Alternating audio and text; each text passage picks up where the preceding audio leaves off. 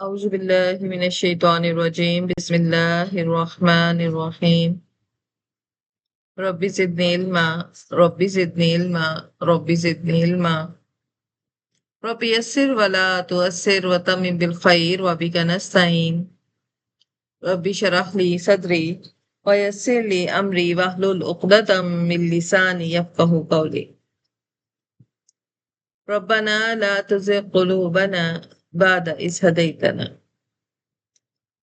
آمين ثم آمين اللهم صل على محمد وعلى آل محمد كما صليت على إبراهيم وعلى آل إبراهيم إنك حميد مجيد اللهم بارك على محمد وعلى آل محمد كما باركت على إبراهيم وعلى آل إبراهيم إنك حميد مجيد السلام علیکم ورحمۃ اللہ وبرکاتہ۔ وعلیکم السلام ورحمۃ اللہ وبرکاتہ۔ الحمد للہ ثم الحمد للہ، اللہ رب العزت نے ایک اور دن نصیب کر دیا اور ہمیں نیکی کرنے کا موقع مل گیا، توبہ کرنے کا موقع مل گیا۔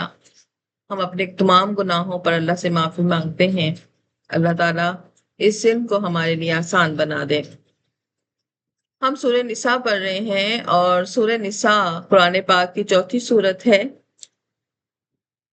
اور سورہ نساء مدنی سورت ہے۔ 3 اور 4 ہجری کے درمیان میں یہ نازل ہوئی تھی غزوہ احد کے بعد۔ سورہ نساء میں 176 آیات ہیں اور 24 رکوع ہیں۔ ہم نے کل اس کی آیت نمبر 1 پڑھی، آج ہم آیت نمبر 2 پڑھیں گے۔ سورہ نساء کے مضامین میں خاندانی نظام پر بہت زیادہ بات ہوئی ہے، نکاح کو ایک ذمہ داری کہا گیا ہے، یتیموں کے حقوق پر بات ہوئی ہے، عورتوں کے حقوق پر بات ہوئی ہے، وراثت کے قوانین پر بات ہوئی ہے۔ تو یہ سورت ہمیں انسانیت کی یاد دلاتی ہے کہ روحانی بلندی کا راستہ معاشرتی انصاف اور رشتوں کی پاسداری سے ہو کر گزرتا ہے۔ آج ہم سورہ نساء کی آیت نمبر 2 پڑھیں گے، اپنے پاس کھول لیجئے سورہ نساء آیت نمبر 2۔ یہ آیت یتیم کے مال کی حفاظت کے بارے میں ہے۔ ہمارے معاشرے کے جو سب سے کمزور طبقہ ہے وہ ہے یتیم۔ ہم اس آیت کی ذیل میں یتیم کسے کہتے ہیں، حالانکہ ہم نے سورہ بقرہ میں بھی اس بارے میں تفصیل کے ساتھ پڑھا تھا۔ یتیم کون ہوتا ہے، یتیم کے کیا حقوق ہوتے ہیں، ہم یہ سب کچھ اس میں پڑھیں گے۔ چونکہ غزوہ احد میں ایک کثیر تعداد صحابہ کرام کی شہید ہوئی تھی، تو ان میں سے اکثریت کے بچے بہت چھوٹے تھے، یتیم ہو چکے تھے، والد کا سایہ سر پر نہیں تھا، اور کتنے صحابہ کرام اپنی وراثت چھوڑ کے گئے تھے جن پر چچاؤں نے اور دیگر رشتہ داروں کے قبضے میں آ گئے تھے۔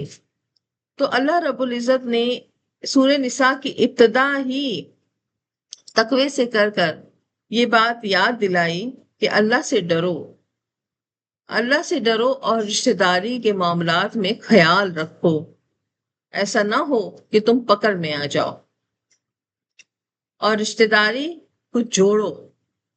اور رشتہ داروں میں سب سے کمزور طبقہ یتیموں کا ہوتا ہے، جس کے مال کے تم وارث بن کے بیٹھ جاتے۔ تو آج کی آیت بہت اہم ہے، ہمارے معاشرے کے لحاظ سے بھی اور اس دور کے لحاظ سے بھی۔ اپنے پاس آیت کھول لیجئے۔ اعوذ باللہ من الشیطان الرجیم، بسم اللہ الرحمن الرحیم۔ وَآتُوا الْيَتَامَى أَمْوَالَهُمْ وَلَا تَتَبَدَّلُوا الْخَبِيثَ بِالطَّيِّبِ وَلَا تَأْكُلُوا أَمْوَالَهُمْ إِلَى أَمْوَالِكُمْ إِنَّهُ كَانَ حُوبًا كَبِيرًا۔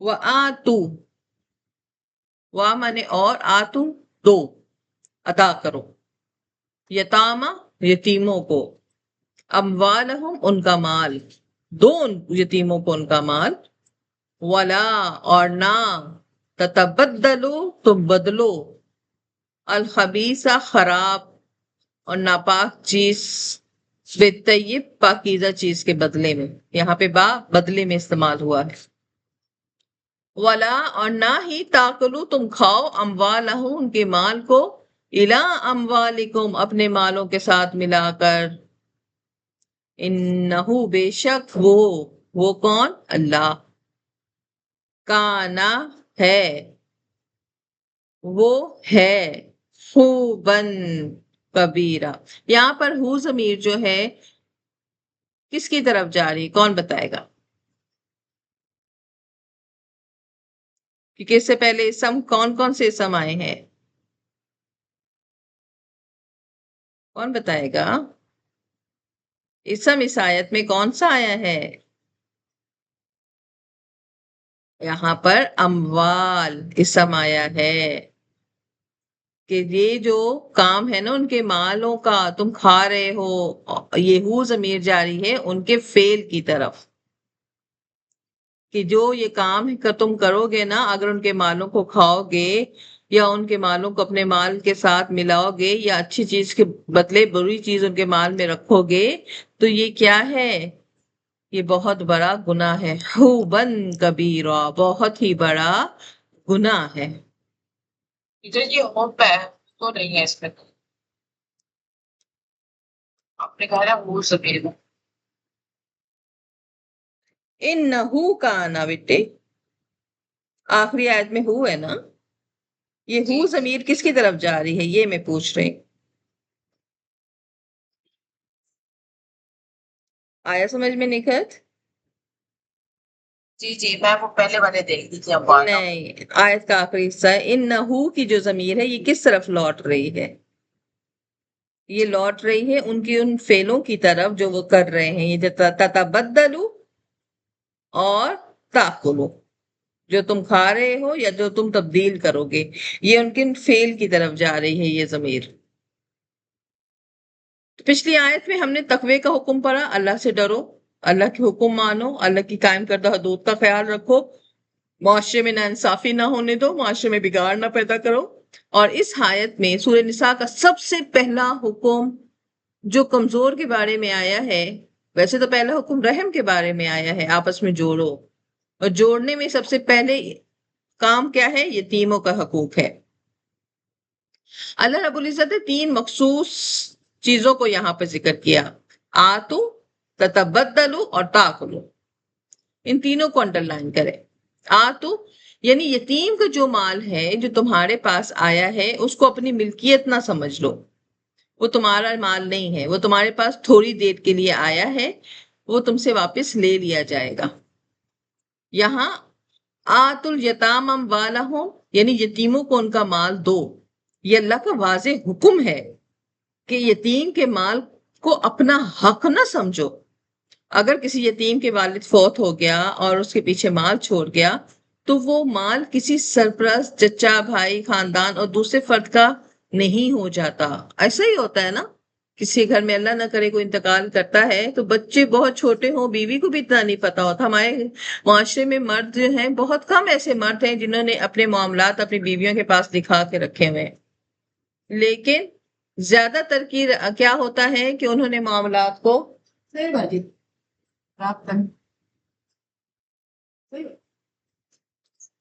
تو زیادہ تر معاملات کو جو ہے چھپایا ہوا ہوتا ہے، تو اپنے معاملات جن کے نہیں پتا ہوتے تو جب وہ ان کے آفیسز سے بندے آتے ہیں یا ان کے معاملات ہوتے ہیں بینکوں سے آتے ہیں تو سارے وارث آ کے بیٹھ جاتے ہیں، کبھی چچا، کبھی ماموں، کبھی سسر اور کبھی دیگر اور رشتے دار، اور چونکہ وہ خاتون نہیں اسے اتنی علم ہوتی، وہ ایک دکھ میں مبتلا ہوتی ہے، اسے نہیں پتا ہو رہا ہوتا کہ معاملات ہو، رقم جو آ رہی ہے یا میرے شوہر کی جو جمع پونجی ہے وہ کون لے رہا ہے، سائن کروائے جا رہے ہوتے ہیں۔ میں نے اپنی آنکھوں سے کتنے ہی ایسی جگہ دیکھی ہیں جب ایسے سفاک لوگ ہمارے معاشرے کا حصہ ہیں اور پھر دیکھا کہ وہ جب قبر میں گئے تو وہ اپنے ساتھ کچھ بھی لے کے نہیں گئے. تو اللہ تعالیٰ نے یہ فرمایا کہ جب تمہارے پاس کسی یتیم کا مال آئے نا تو یہ تمہارا نہیں ہوتا، تم نے اس کو دینا ہوتا ہے، ادا کرنا ہوتا ہے. اس مال کی حفاظت تم کرو گے، وہ تمہارے پاس امانت ہے، وہ تمہارے پاس آزمائش ہے. یتیم کہتے کس کو ہیں؟ لغت میں یتیم کے معنی ہوتے ہیں اکیلا، منفرد. اور در یتیم سیپ کے اس موتی کو کہا جاتا ہے جو اکیلا سیپ کے اندر پرورش پاتا ہے اور ایک موتی کی شکل اختیار کرتا ہے. کیونکہ سیپ کا جو کیڑا ہوتا ہے نا، جب سیپ کا منہ کھلتا ہے تو اس کے اندر پانی کا قطرہ ایک آتا ہے، اس میں کوئی نہ کوئی مٹی کا ذرہ بھی اس کے ساتھ آ جاتا ہے، جیسے سیپ کا موتی جو ہے اپنے جسم کے ساتھ رگڑ رگڑ رگڑ رگڑ کے موتی کی شکل دے دیتا ہے. تو اسے کہا جاتا ہے در یتیم. در کہا جاتا ہے اسے، اور اس کا مطلب ہوتا ہے سیپ کا موتی. تو یتیم کے معنی بھی ہوتے ہیں اکیلے اور منفرد. شریعت میں اب کسے کہتے ہیں؟ ہم میں سے کیا جن کے باپ کا انتقال ہوا ہم سب یتیم ہیں؟ نہیں، یتیم کی حد ہے. یتیم اس بچے کو کہا جاتا ہے جس کا باپ مر گیا اور وہ ابھی نابالغ ہے، ابھی عاقل نہیں ہوا، ابھی سمجھ بوجھ نہیں آئی، ابھی اسے صحیح غلط کی پہچان نہیں ہوئی، تو وہ یتیم ہے. بعض بچے بہت کم عمری میں 12 سال میں ہی بہت سمجھدار ہو جاتے ہیں، گھروں کے نظام سنبھال لیتے ہیں، ذمہ داریاں ان کے سروں پر آ جاتی ہیں. اکثر ہم نے دیکھا ہوگا کتنے گیراج ہیں جہاں چھوٹے چھوٹے بچے دیہڑیوں پہ کام کر رہے ہیں. ان سے اگر پوچھا جائے کہ آپ بیٹا کیوں کر رہے ہو تو وہ کہتے ہیں کہ والد نہیں ہے، گھر کی ذمہ داری ہے، روٹی پورا. جس بچے کو روٹی کمانے کی فکر ہو جائے تو وہ پھر اب عاقل بھی ہو جاتا ہے، وہ بالغ بھی ہو جاتا ہے. بچہ اس وقت تک بچہ رہتا ہے جب تک اسے کمانے کی فکر نہیں ہوتی، اسے ذمہ داریوں کی فکر نہیں ہوتی. اب یہ ہرگز نہ کہا جائے کہ ہمارے تو 22 سال کے بچے ہیں تو انہیں تو کمانے کی فکر ہی نہیں، اس لیے کہ ہم نے انہیں آسائشوں میں رکھا ہوا ہے. یہاں ان بچوں کی بات ہو رہی ہے جن کے سرپرست نہیں ہیں، جن کے سر پر ہاتھ رکھنے والا کوئی نہیں ہے. تو بچہ اس وقت تک شریعت کی اصطلاح میں یتیم ہوگا جب تک وہ بالغ نہیں ہو جاتا، عاقل نہیں. یہ 2 شرطیں ہونا ضروری ہیں. اگر عاقل ہے، بالغ نہیں ہے، اس کا مال اس کو نہیں دے سکتے. بالغ ہونا شرط ہے. ہو سکتا ہے کیونکہ بچپن میں بچہ اتنا سمجھدار نہیں ہوتا، کسی کی بھی باتوں میں آ سکتا ہے، کوئی بھی بہلا پھسلا کر اس کی رقم، اس کی وراثت ضائع کر سکتا ہے. لہٰذا عاقل اور بالغ ہونے تک ہم اس کے مال کی حفاظت کریں گے. اس کی ضروریات پر مال کی حفاظت کا ہرگز یہ مطلب نہیں ہے کہ ہم اب اس کی ضروریات بھی مان لیں. ہم اس کے مال سے اس کی تعلیم کا بھی خرچہ نکالیں گے، اس کی تربیت کا، اس کے لباس کا، اس کے کھانے پینے کا خرچہ بھی ہم نکالیں گے. شریعت نے یہاں تک اجازت دی ہے کہ اگر یتیم کی سرپرستی کرنے میں آپ کا وقت لگ رہا ہے تو آپ ایک تنخواہ مقرر کر کے اس مال کی جائز تنخواہ جو کسی نگران کی ہوتی، آپ اتنی اس کے مال میں سے لے سکتے ہیں، اور اس کا حساب جب وہ بالغ ہو تو آپ اس کو دے سکتے ہیں. شریعت نے ایک ایک چیز کھول کھول کے بیان کی ہے، اور ہم پھر بھی کہتے ہیں ہمیں تو پتہ ہی نہیں، ہم تو روٹی کو گوگو کہتے ہیں. یتیم بچوں کی ملکیت میں اگر کچھ مال ہے تو جو ان کو کسی نے ہبہ کیا یا کسی کی طرف سے انہیں میراث میں ملا تو اس کی حفاظت کرنا اس کے ولی کی ذمہ داری ہے، جو ان کی سرپرستی کا ذمہ دار ہوتا ہے، جو کہتا ہے جب تک یہ جوان نہیں ہوں گے، بالغ نہیں ہوں گے، میں ان کی حفاظت کروں گا. آج کے دور میں ان کی بڑی قلت ہے، ان ولیوں کی بڑی قلت ہے. ولی تو ولیوں کے زمانے میں ہوتے تھے، آج تو نفسا نفسی کا دور ہے. عموماً مائیں ہی ولی بنتی ہیں، مائیں ہی سرپرست بنتی ہیں. اللہ تعالیٰ والدین کو سلامت رکھے. ولی کے لیے یہ لازم ہوتا ہے کہ وہ یتیم کی ضروری اخراجات کو اس کے مال سے پورا کرے، اور اس کا مال بالغ ہونے سے پہلے اس کے قبضے میں نہ دے، کیونکہ وہ ناسمجھ بچہ ہے، کہیں بھی ضائع کر دے. اس آیت کے جملے میں جو یہ کہا نا 2 یتیم کو اس کا مال، تو اس کے ساتھ حدیث میں شرط بھی کہی گئی ہے کہ جب تک وہ بالغ نہیں ہو جائے گا اور جب تک وہ عاقل نہیں ہو جائے گا اس کا مال اس کو ہم نہیں دے سکتے. کیوں؟ اس لیے کہ وہ اپنے مال کو صحیح استعمال کر سکے.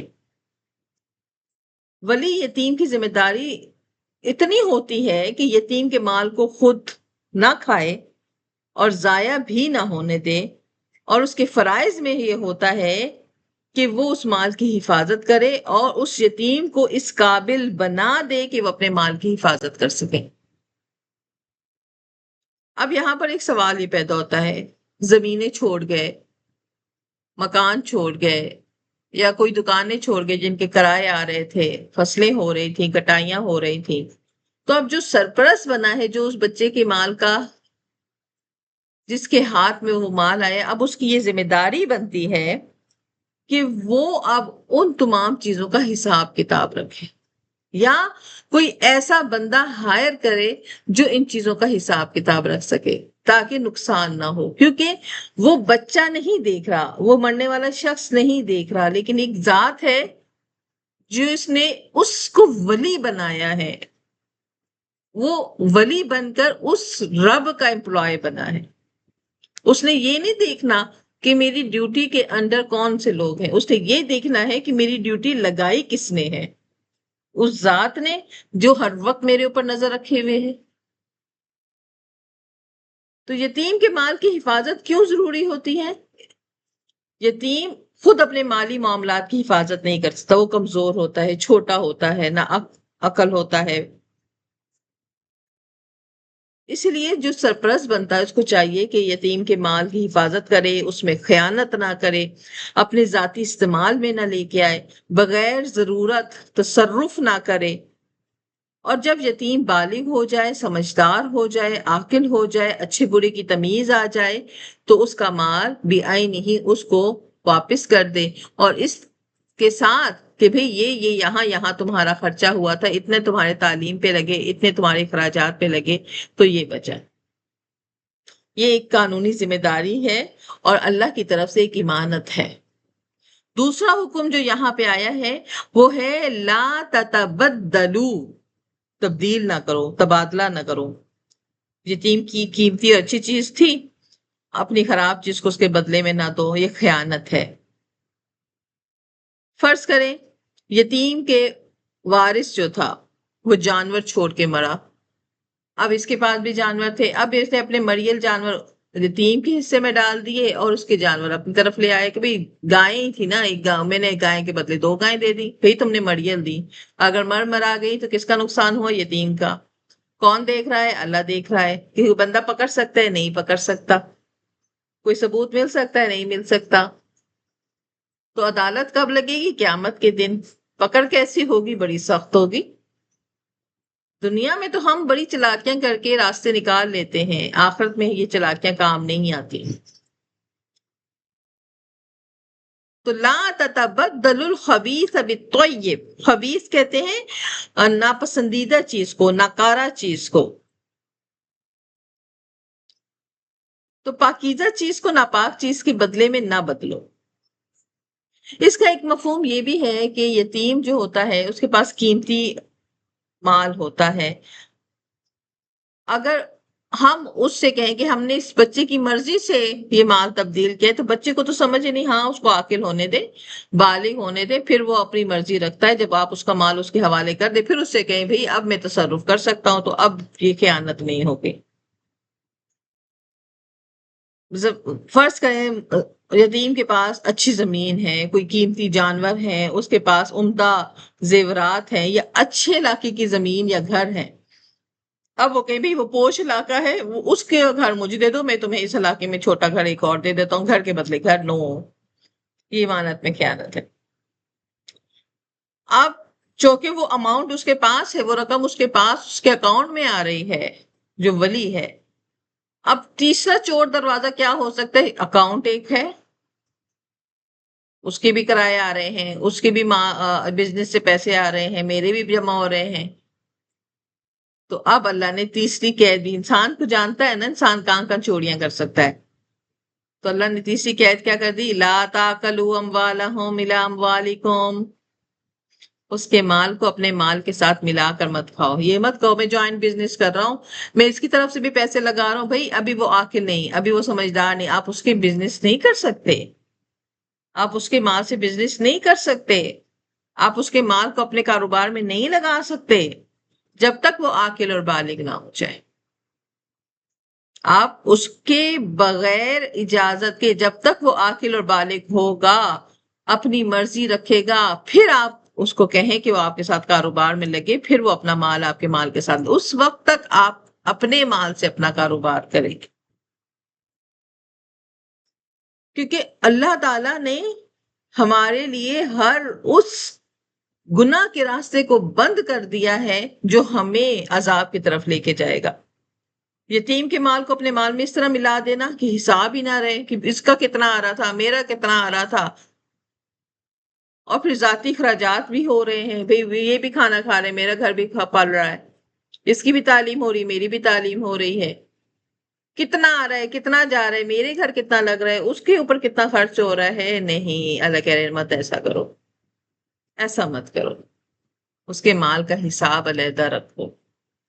اور کتنے ایسے لوگ اس معاشرے میں موجود ہیں، مجھے انہیں دیکھ کر بڑی بڑی خوشی ہوتی ہے، جنہوں نے ایسے بچوں کے اکاؤنٹس ہی علیحدہ رکھے ہوئے ہیں. ان کی کوشش ہوتی ہے کہ ہماری طرف سے لگ جائے لیکن ہم ان کا مال ہمارے اکاؤنٹ میں نہ آئے. میں ذاتی طور پر جانتی ہوں ایسے لوگوں کو، شاید انہی کی وجہ سے یہ دنیا کا نظام چل رہا ہے. پوری دنیا خراب نہیں ہے، اس دنیا میں ولی بھی ہیں ولی بھی. تو یتیم کے مال کو اپنے مال کے ساتھ ملا کر نہ کھاؤ. اس کا یہ مطلب نہیں کہ اس کے اناج کو اپنے اناج کے ساتھ ملانا. اس کا مطلب یہ ہے کہ اس طرح سے اس کا مال اپنے مال میں خلط ملط نہ کر دو کہ آخر میں جدا ہی نہ کر سکو، تمہیں حساب کتاب ہی نہ پڑو. تو یتیم کے مال کو ناجائز طریقے سے کھا جانے کی ممانعت، خواہ اپنے مال میں ملا کر کھانے سے ہو، علیحدہ کر کے کھانے سے ہو، اس کی ممانعت سختی کے ساتھ آئی ہے. یتیم کے مال کا حساب دینا پڑے گا، اس دنیا میں نہیں تو آخرت میں دینا پڑے گا. تو جس چیز کا حساب دینا ہے تو پھر آپ اس کا حساب کیوں نہ لکھ کے رکھیں. ولی بننا، آگے چوڑا ہو کے سینہ چوڑا کر کے میں سرپرستی کروں گا، میں ان کا خرچہ اٹھاؤں گا، میں پالوں گا جی ان لوگوں کو.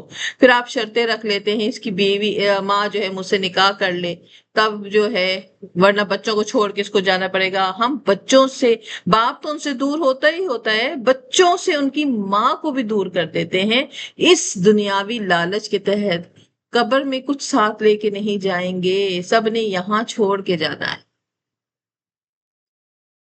انہو کانا حوبن کبیرہ، بے شک یہ ایک بہت بڑا گناہ ہے. حوبن کہتے ہیں بہت بڑا گناہ، سنگین جرم. کیا سنگین جرم ہے؟ مال حوالے نہ کرنا، مال کو تبدیل کر دینا، اور اس کو خلط ملط کر دینا، اپنے مال کے ساتھ ملا دینا. یہ کیا ہے؟ سنگین جرم ہے. یتیم کی کمزوری ہے کہ وہ سرپرست کو مال کا مالک نہیں بلکہ امین بناتی ہے. یہ یتیم کی کمزوری کی وجہ سے اللہ تعالیٰ نے سرپرست کو اس کے امین بنایا ہے. ہم یتیم کی تعریف پڑھ چکے کہ یتیم شریعت میں وہ بچہ ہے جس کا باپ فوت ہو جائے اور وہ عموماً اپنے حفاظت اور مالی معاملات خود نہیں سنبھال سکتا، اور اس کی حق تلفی کرنا آسان ہوتی ہے. لہٰذا سرپرست یا ولی کی ذمہ داری ہوتی ہے کہ صرف مال کو اپنے پاس رکھے نہیں بلکہ اسے ضائع ہونے سے بھی بچائے.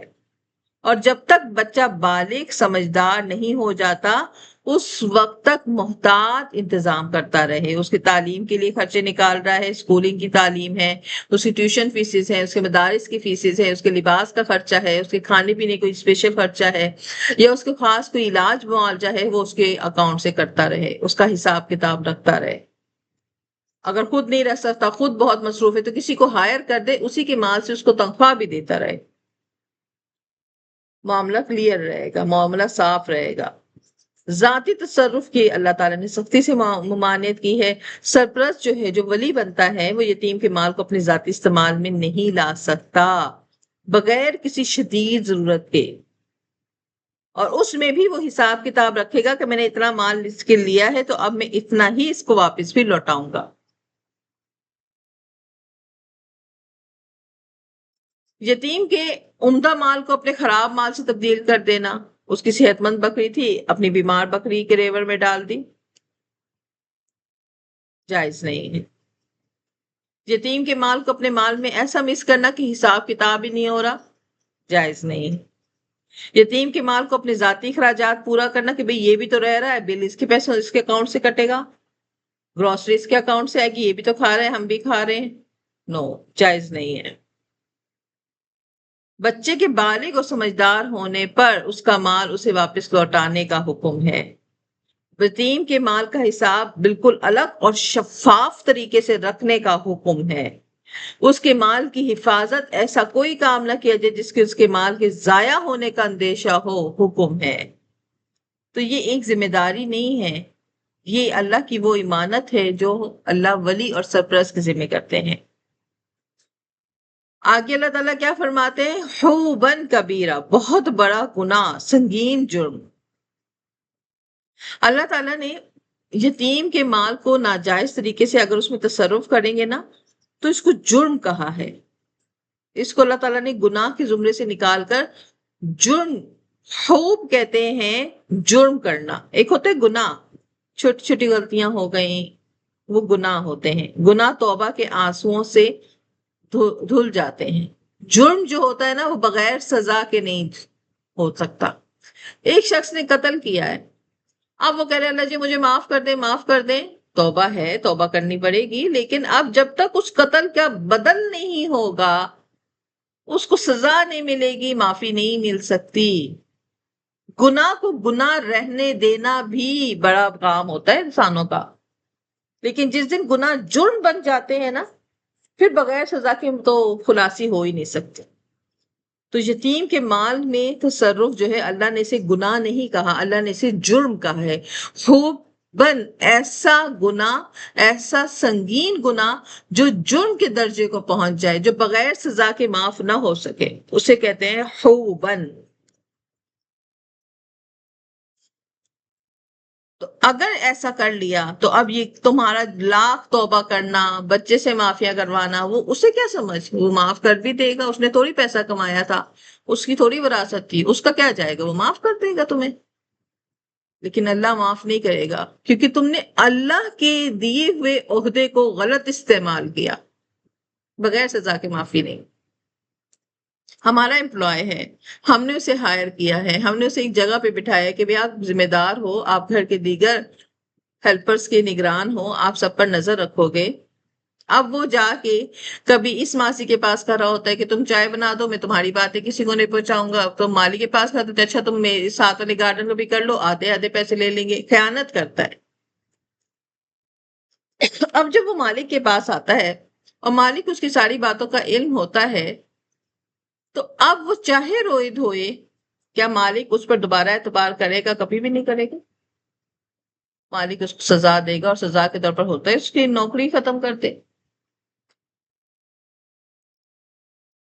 تو جرم جو ہوتا ہے یہ بغیر سزا کے معاف نہیں ہوتا۔ تو بے شک یتیم معاف بھی کر دے، اللہ معاف نہیں کریں گے بغیر سزا دیے، سزا بھگتنی پڑے گی، اور یہ ایسا گورا سنگین جرم ہے جس کی سزا بھی بہت بڑی ہوگی۔ تو سورہ نساء کا جو آغاز ہے نا، یہ ہمیں بتاتا ہے تقوی، اللہ سے ڈرو، اور حوبن کبیرہ ہمیں بتاتا ہے کہ سنگین جرم جو ہیں ان کی سزائیں جب اللہ خود دے گا تو پھر وہ سزائیں بھی بہت بڑی ہوں گی۔ لہٰذا یتیم کے مال کو ناجائز طریقے سے کھانے کو ایک غلطی، ایک گناہ مت کہیں، یہ ایک جرم ہے۔ حضرت ابن عباس کے مطابق حوب یہ ایک حبشی زبان کا لفظ ہے، اس کے معنی ہوتے ہیں بہت بڑا گناہ۔ اور یتیم کے مال کی حفاظت میں تھوڑی سی کمی کرنا، خراب چیز کے بدلے اچھی چیز لے لینا، یا اس کے مال کو اپنے مال کے ساتھ ملا کر کھا لینا، یہ جرم ہے، ایک بہت بڑا گناہ ہے۔ اور اس سورت کے پہلے رکوع کے اختتام پر ان مجرموں کے بارے میں سزا بھی آپ آگے جا کے پڑھیں گے انشاءاللہ۔ تو ہم نے آیت نمبر 1 میں تقوی کے حکم کے بارے میں پڑھا، اللہ سے ڈرنا ہے، رشتہ داروں کے حقوق کی پاسداری کرنی ہے، ایمان کا دعویٰ ہے، جو ایمان کے دعوے دار ہیں وہ تقوی اختیار کریں گے۔ یہ ایک ہی سکے کے دو رخ ہیں، ایمان اور تقوی لازم و ملزوم ہے۔ ایمان تقوی بڑھے گا، ایمان لیول اپ ہوگا، تقوی کم ہوگا، ایمان لیول ڈاؤن ہوگا، ایمان زیادہ ہوگا، تقوی خود بخود بڑھتا چلا جائے گا۔ یہ ایک ساتھ ساتھ بڑھتے بھی ہیں اور ایک ساتھ کم ہوتے ہیں، یہ ایک دوسرے کے لیے لازم و ملزوم ہے۔ اور آیت نمبر 2 ہمیں عمل کرنے کا حکم دے رہی ہے کہ صرف زبانی مت گپے مارو، عملی طور پر کرنا ہے۔ معاشرے کے سب سے کمزور فرد سے ابتدا کرو۔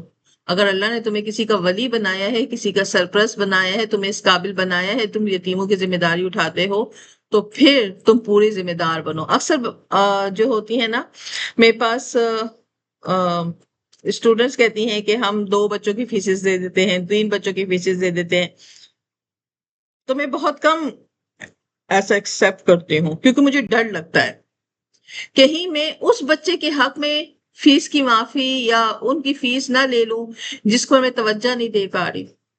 اس لیے میں پابند کرتی ہوں کہ اگر آپ کسی بچے کی فیس دے رہی ہیں تو آپ مجھ سے معلوم کیا کریں، یا آپ کسی مدرسے میں کسی بچے کی فیسیں پے کر رہی ہیں، یا آپ کسی بچے کی تعلیمی ذمہ داری اٹھا رہی ہیں کسی بھی جگہ، اسکول میں، ٹیوشن میں، مدرسے میں، تو آپ کو معلوم ہونا چاہیے وہ بچہ دن میں کتنے دیر تک اس انسٹیٹیوٹ میں پڑھتا ہے، یا کتنی دیر تک وہ تعلیم حاصل کرتا ہے، یا وہ تعلیمی لحاظ سے اس کی رپورٹ کیا ہے۔ جس طرح ایک ماں باپ اپنے بچے کے کیئر کرتے، آج تو خیر ماں باپ بھی نہیں کرتے، ماں باپ کو بھی نہیں پتا، اسی طرح سرپرست جو فیس پے کر رہا ہے وہ بھی پوری جان پھٹک کرے۔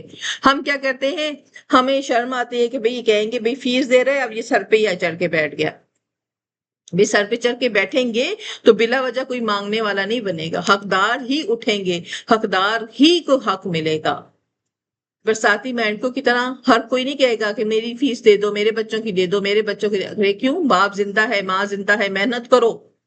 کچھ نہیں کر سکتی، گھروں کے کام کر سکتی ہو۔ میں اکثر یہ کہتی ہوں، میں کہتی ہوں معافی شروع میں آ کے پاؤں کیوں پڑ جاتے ہو، معاف کر دو، معاف کر دو، ناٹ الاؤ، معاف کر دو۔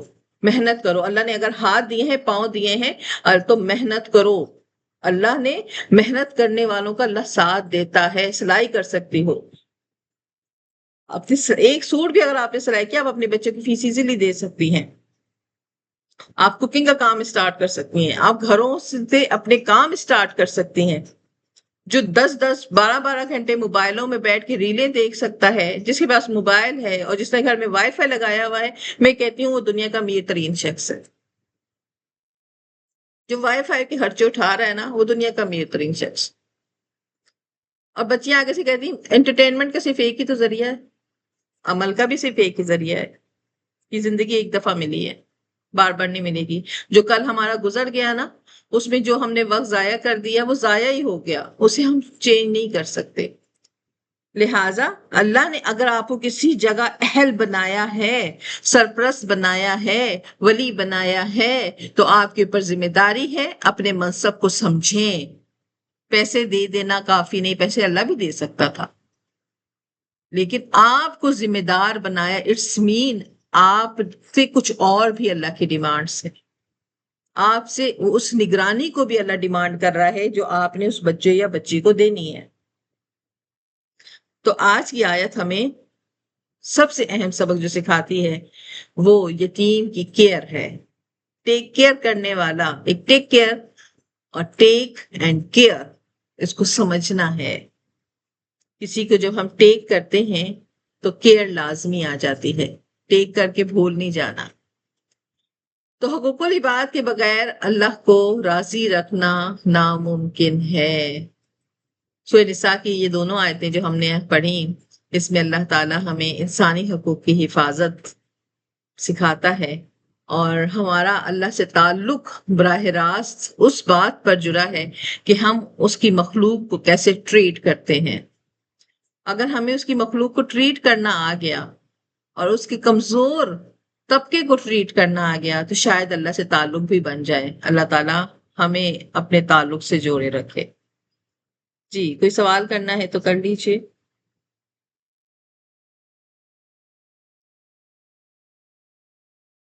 کوئی سوال؟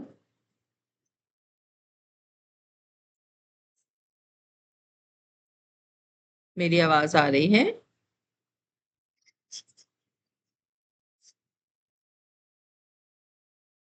چلیے جی، اللہ رب العزت ہم سب کے لیے آسانیاں پیدا فرمائے اور ہمیں سوال کرنے کی ہمت عطا فرمائے اور ہمیں وقت کو صحیح طرح سے یوٹیلائز کرنے کی بھی توفیق عطا فرمائے. آپ ایک کلاس کا حصہ بن جانا کافی نہیں ہوتا ہے، اس کلاس میں ایکٹیو ہونا بھی ضروری ہوتا ہے.